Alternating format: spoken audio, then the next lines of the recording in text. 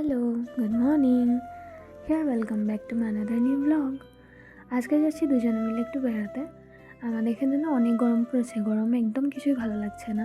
তাই ভাবলাম একটু ঠান্ডা জায়গা থেকে ঘুরে আসি। যেই কথা সেই কাজ, বেরিয়ে পড়লাম ফ্যামিলি নিয়ে একটু পিকনিকে। যে সানডেও ছিল, আমার ডিউটি অফ ছিল, তাই বেরিয়ে পড়লাম ডিমা হাসাও যাওয়ার জন্য। যাওয়ার তো প্ল্যানিং ছিল আরেকটা জায়গা, ডিমা হাসাওতে দুটো পিকনিক প্লেস আছে, একটা হলো উমরাংসু আর একটা পানিমুর। আমাদের প্ল্যানিং ছিল উমরাংসু যাওয়ার, আর আমাদের বেরোতে একটু লেট হয়ে গিয়েছিল। সকালে 9টার সময় বেরোনোর কথা, আমরা বেরিয়েছিলাম 12টার সময়। তো অনেক দেরি হয়ে গেছে, ওখানে গিয়ে রান্নাও করা যাবে না, তাই আমরা সব কিছু এখান থেকেই শপিং করে কিনে নিয়ে গিয়েছিলাম।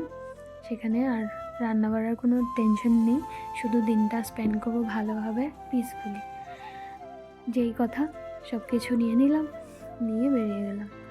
আমরা তো ভেবেছিলাম গিয়ে বেশি মানুষ থাকবে না, কম মানুষই থাকবে, কিন্তু গিয়ে দেখি না, সবাই সবার কোয়ালিটি টাইম স্পেন্ড করার জন্য এসেছিল। আমরাও গিয়েছিলাম আমাদের কোয়ালিটি টাইম স্পেন্ড করার জন্য। ভালোই লাগলো দিনটা, খুব ঠান্ডা একটা জায়গা।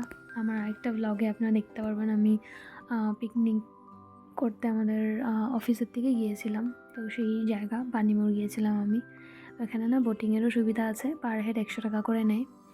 আমি আর আমার নেফিউ, আমার দাদা বৌদির সাথে উঠেছিলাম বোটে। বোটিং করে নামলাম, তারপর আবার বাড়ি চলে আসলাম। আজকের দিনটা এভাবেই কাটলো।